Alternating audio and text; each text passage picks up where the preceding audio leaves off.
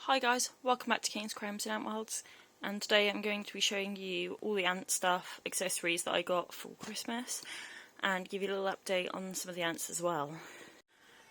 So I got 3 different modules from WaKooshi, really good ant nests they do. They're 3D printed and they connect all in little all together in little modules, so you can grow them as and when you need to. These are 3 different starter sets which I will show you. I've got just the normal queen starter set, another queen starter set with a feeding chamber, and a bigger colony starter set with a feeding chamber and a water tower. So I will take them out of the packets and show you. This is called the S2 Queen module, and it comes all nicely prepared. It's got a nice section here which you can hydrate. You put water in your pipette that comes with it, and then you can put that in the hole, squeeze in some water that will hydrate this chamber here, and then it's got a dry chamber as well, so obviously they can go into if they want some more humidity or if they want a bit drier, which is really good. And it's got a nice little area here which I can connect my test tube to. I've got a piece that I can do that with, and it comes with a red acrylic lid thing you put on top, and you can still hydrate the chamber with this on top. You can still see your ants. It's commonly believed that ants cannot see light through a red tint, so to them they'd be in complete darkness, although there is some argument against this. Some say that they can still see the light, some say they can't, but it's commonly believed, and a lot of ant nests that you do get will come with red acrylic lids to place over the top to make your ants feel more comfortable. Whether or not you use this is obviously up to you.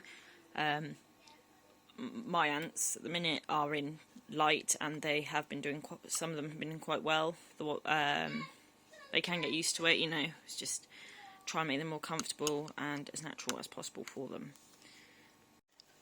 This is the S2 starter module, which you can see is basically the same as the S2 Queen module, with the hydration chamber, the hole to insert your pipette to hydrate it and everything. This also has a feeding chamber, a small one, so you can just lift this lid off and feed them, and obviously put it back on, stop them escaping and everything, which I really like. This is cool. It's comes with another red film which will go over. You can still take the feeding hatch out and feed them. You can still hydrate the chamber with the hole in this corner here. So overall, this looks really good, and I'm quite excited. I'm excited to use this. Connect your test tube there to move them in. But basically, these you don't have to really use a test tube added on, although that does provide extra water if you do keep a test tube added on the end. And I do have an adapter to allow that to happen, and I'll show you the next one. Right, so this is the S3 starter module, which I'm loving. It's got obviously the queen bit here, the humidity chamber, the hydration chamber, the dry chamber, obviously the hole to hydrate the chamber, feeding hatch here to feed them, keep it separate from the main area. And this I'm really excited about is water tube. So you fill it up. I'm not sure if you can see this very well. You fill it up and then you put this lid on, and it has got, there we go, a grid there. So you screw this back on.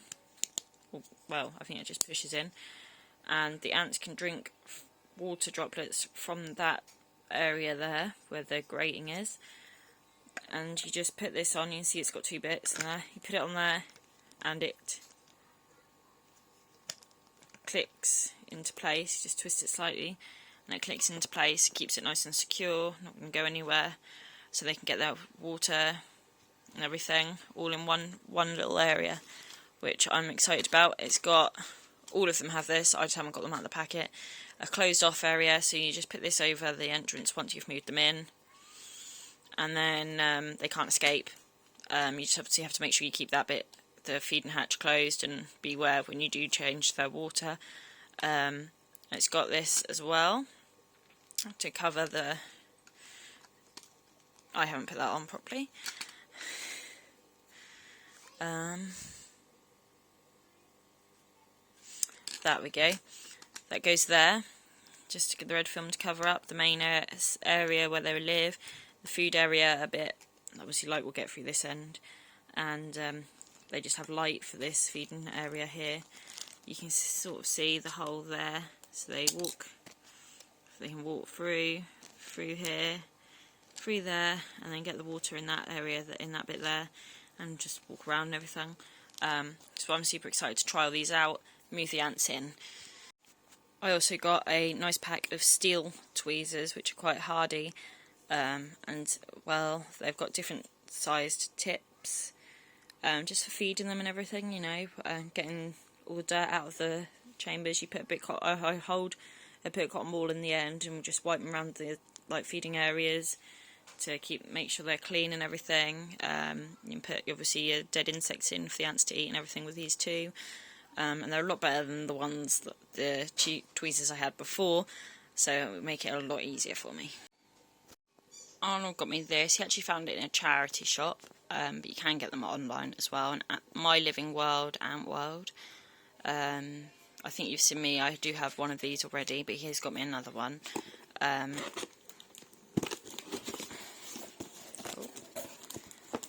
sellotaped this up well. Apart from some obviously damage into the box, it's all really good. It's not actually been used or anything. Comes with some sand and everything. This is obviously for a larger colony, and the main part here, this clips into the base, and you clip some sides on, you put the sand in the bottom, and then they can obviously build their ant world up and everything, dig tunnels and stuff. It's a lot more natural for them. And I will do a better video on this one when my colonies do get bigger. Obviously they're way too small to move in here now. They wouldn't be able to upkeep it very well or anything. They've got a nice feeding hatch here, which you attach with some tubing. That's one thing this doesn't have. It doesn't have the tubing to connect this outworld to the main nest. But that's fine. I've used airline tubing that you can buy for fish tanks. Just a little bit of airline. That works fine as well. Perfectly capable for ants to get through, walk through and everything. So I'll probably just get some of that. I think we have some already. And this will be set up a lot better once my ants colonies get bigger. Obviously then I can move a bigger colony in, but at the moment they're more suited to the smaller ant nests. So I've got my S2 starter module here. I've put a tiny drop of honey in here, which I'll show you in a second. I'm just going to hydrate it a little bit. So you just sort of squeeze a bit of water in. Let's try and hydrate it as much as you can. There you go, you can see already the water spreading in that module, in that part.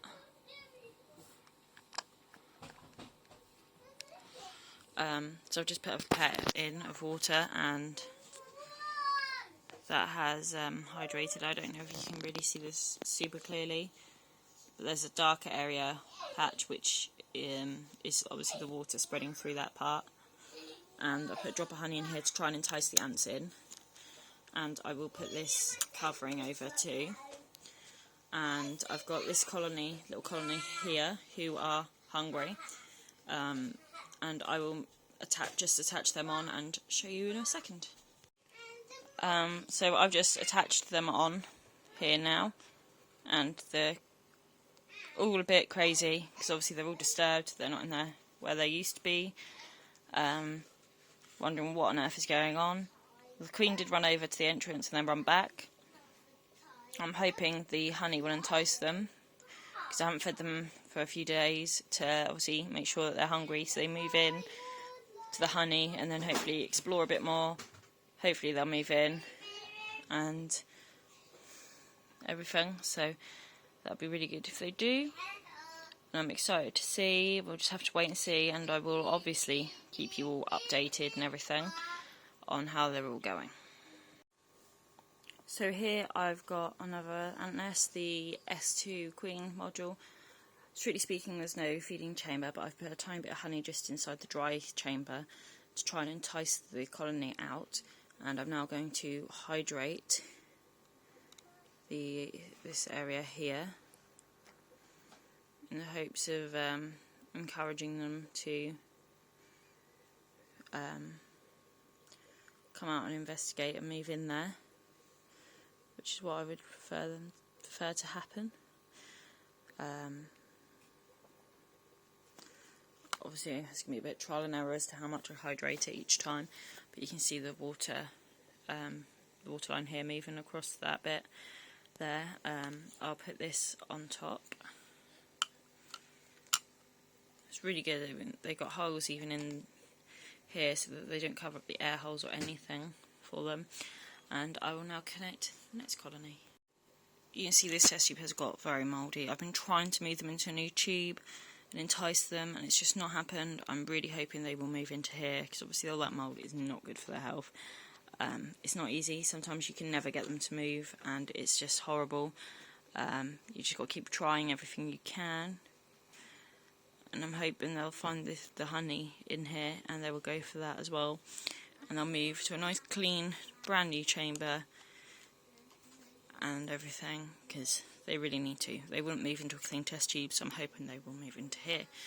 And we'll just have to wait and see. And again, I will obviously keep you all updated. You can see the first colony that I'm trying to move into this chamber. We've got some ants actually investigating the humid area. Some are eating the honey, but you can't there, if you can just about see. So I have hopes that they will move eventually. They're all feeding each other and everything at the moment, so hopefully once they've had a nice little feast of honey, they will be excited to move in. And that one really does seem interested in there. So my final new module I've got here, I'm just going to put some honey in the feeding area. I'll just get it on a little cocktail stick, and then I'll just drop down in here. Lovely. Hopefully that'll entice them out. I'm just going to fill this water tower up as well, and then move them in. So I've put water in the tower. I'm just going to fix that in, clip it in, and I'm going to get some more water in my pipette and hydrate this chamber here.